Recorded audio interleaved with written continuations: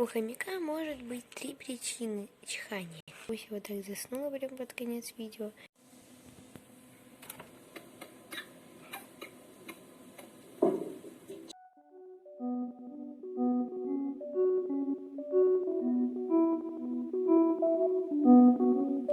Хай, всем привет! И вы на канале Live Sisters.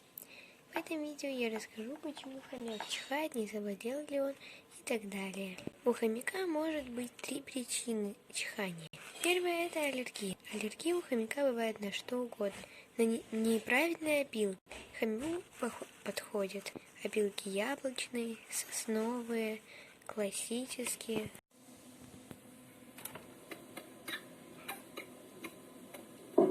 Липовые, а хвойные ни в коем случае. От хвойных опилок хомяк будет чихать, потому что они мелкие и они пылятся.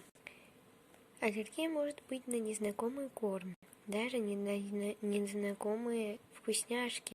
Также может быть на песочек для купания. И также неаккуратные хозяева часто брызгают всякими лаками для волос, спиртами, освежителями воздуха возле клетки хомяка. От резких запахов хомяк тоже может начать чихать. Вторая причина – это простуда или болезнь. Если хомяк стоял под коньяком или под сквозняком под окном, то, скорее всего, он заболел и начал чихать.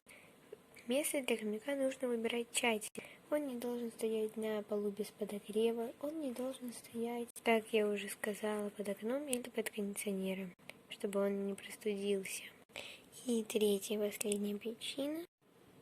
Хомяк вас просто приветствует.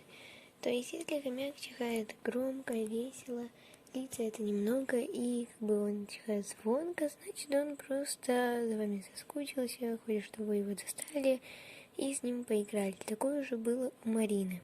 Как раз по этому поводу я решила снять это видео. Если же хомяк заболел от сквозняка и начал чихать, то поставьте его, во-первых, в теплую комнату, во-вторых, можете дать ему гомовид, ну и в-третьих, конечно, отведите ему его к ветеринару. Ну и на этом все. Надеюсь, что я вам помогла. Пусть вот так заснула прям под конец видео. И всем пока!